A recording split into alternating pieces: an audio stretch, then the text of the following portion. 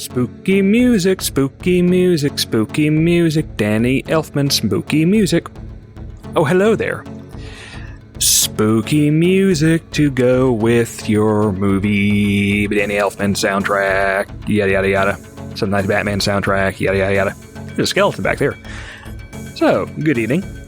I may have seen a movie today. Hey, Deo, Mr. Deo. That's enough jokes. For now. There will be more, I promise. Or joke-like objects. You never can tell. So, saw Beetlejuice Beetlejuice. I'll say a third time later, because I don't want to be interrupted. So, this would be a long time coming. It's been decades since the previous film. You had the movie, you had TV, you had the cartoons, and decades of aborted attempts and also-rans, and just this one never wanted to come together. And finally, in the year 2024, they actually went through with it and got it to film on camera. It's in the theater. Hell froze over. So, the question is it good? Yes, actually, surprisingly good. I'm going to put Beetlejuice Dos. Hey, there's the third one. He'll show up later, he's in traffic. I will put this one in the same boat as Ghostbusters Afterlife, to where you have a legacy sequel that was a long time in the cooking, and actually turned out pretty good. It hits what it should. It is what it should be. It's funny. It's what you wanted, more or less. Do some things not work? A couple things. So, I will say this thing is kind of overstuffed. Like, big overstuffed. Like, ho, about ready to explode overstuffed. Because they decide, hey, let's not just do one Beetlejuice 2 script. Let's do like 6 of them. And put them all together into one movie. And for the most part, it works because one of those scripts was clearly a episode of the cartoon. Thus, cartoon logic, our friend, one of our best friends for this sort of thing, takes center stage. And because of that, all the weirdness of all the multiple scripts and plots going on kind of gels. It shouldn't work, but it does. This is very much a bacon in your ice cream kind of thing. On paper, doesn't work. Once you actually try it, pretty good. I've made myself hungry. I do that. Cat. So, I don't want to go into too much detail on this thing because it is a comedy, and the worst thing you can do to a comedy is spoil all the jokes. So I'm going to dance around, dunce, around some of the things they do and try not to give away any of the best bits. So minor spoilers, potentially. I will try my best not to go into anything too detailed. So, again, this is like 6 different plots here. You have our basic plot of this series now has 2 different actors they cannot use because of legal reasons. Because of crimes, and alleged crimes, and other stuff that's not the topic for today. So, they have to write around it. The way they handle this is actually really funny, and big points to committing to the bit. Like, I saw the trailer, and I assumed they were going to handle a certain character not being available in a roundabout way and, like, dance around it. No, they don't. They do dance, but they dance on top of the issue itself and make it really friggin' in-joke obvious of what they're doing, and it's pretty damn funny. Like, they go to great lengths not to bring in the actor in question, and they do some ridiculous shit that pays off wonderfully. So, yeah, that works. And the other actor they do gets written out in such a fast way that it's almost like impressively fast and dismissive nearly. So I'm like, okay, movie, I appreciate your hustle.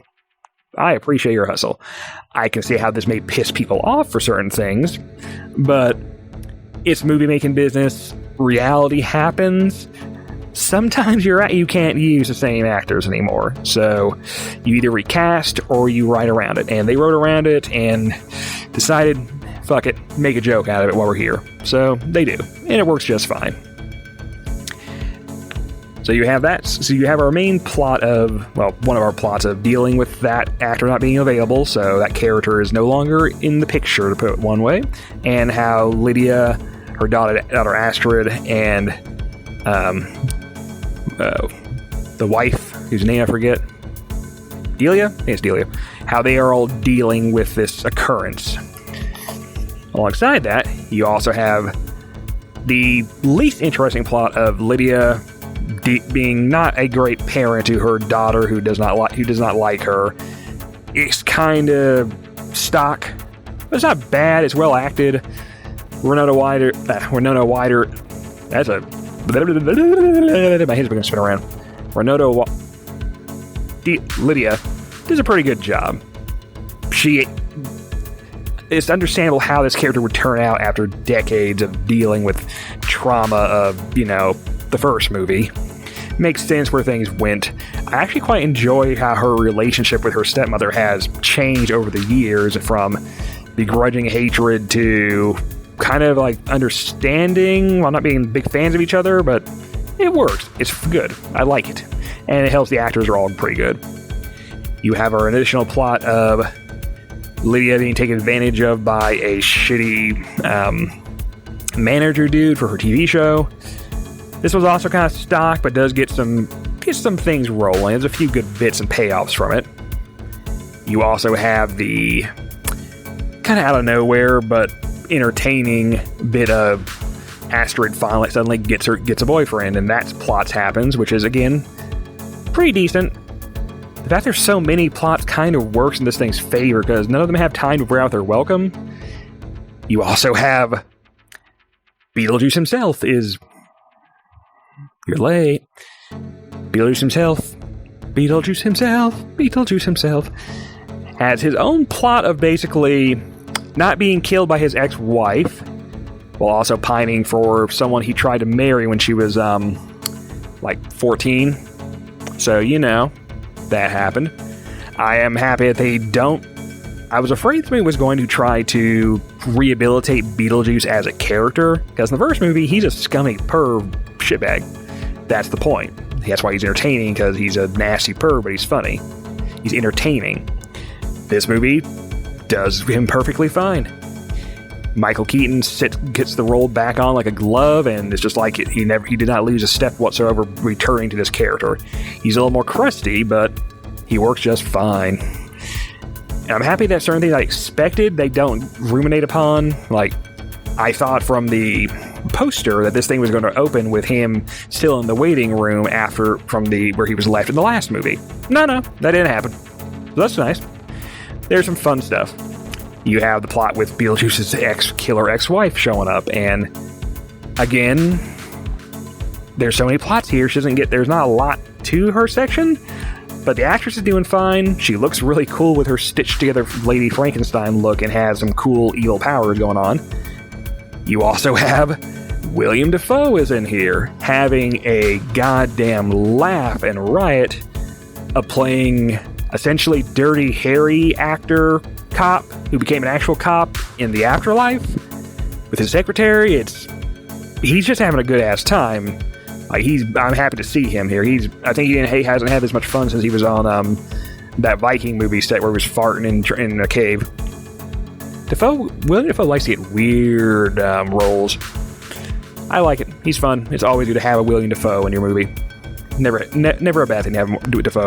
Dafoe. We also have an additional plot line of...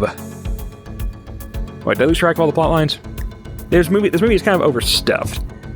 But one of the scripts they pulled, which mostly the William Dafoe's cop character, is an episode of the cartoon, essentially, which infuses the whole thing with cartoon logic, which helps because, one, the gags get really gross and cartoonish, and two, the cartoon nature lets you forgive the incredible abruptness of how some of these plot lines tie off. there's some stuff in here that is resolved in about 30 seconds, and you're like, huh, well, I guess that's done. And normally that would piss me off. The cartoon logic here is in fact to where you're like, oh, we're almost at the end of the episode. We do need to wrap this up. So the quick resolution, perfectly fine, acceptable. I kind of expected Yakko Warner to pop in here as a cameo nearly. So yeah, pretty good. The music is good. It's Danny Elfman. We pull out some more classical, well, not classical, but some classics get brought in to be important for the movie. One song in particular gets elevated to the same level as the banana song, the Musudeo, whatever it is. Musudeo, Day, like that one, to get that one's level. We do get that song put in here, and it's used in such a bizarre way that I don't even mind they did a sad, soft cover in the trailer. Because, like, it's in here again being sang by a choir of kids who are, like, confused as fuck as to why they're singing that particular song at a funeral. Kind of works great. Direction's good. This thing is fast-paced. It moves quickly. Again, the cartoon logic makes this thing pace really nicely and quick. I appreciate that. Again, my attention span is getting shorter by the moment. Ooh, shiny. Ooh, shiny. So yes, I recommend this thing. It's the first good Tim Burton movie since, I don't remember. That tells you something. So yeah, this is worth a watch. It's no spectacular thing, but it is very funny. It's solid. It actually is a good follow-up to the original. Even a bad example of one of these legacy sequels, look at Hocus Pocus 2, which is fine. It's okay. I have forgotten every single element beyond there's a bit in a Walgreens. I don't remember any damn thing at all from that movie past that point. It never got below like a flat line of competence. This, Beetlejuice, actually tries to elevate. It does new things. It brings what it should and tries new shit, and it mostly works. I have no real issues with this thing. It's worth a watch. So, head on out there, wear your best fright rig, put on your best striped suit, you go booga booga booga at the cashier when you get your ticket. Tell him that an orange naked cat told you to do that. If you get arrested, not my problem. Yeah, like and subscribe. Join my Patreon. Give me money for porn. Watch these other videos. I make these all the time, and I think about 15 of you actually watch them. Thank you. You're cool. You're very cool for watching me talk. I'm talking so lightly the microphone is not moving my mouth. Okay. Bye.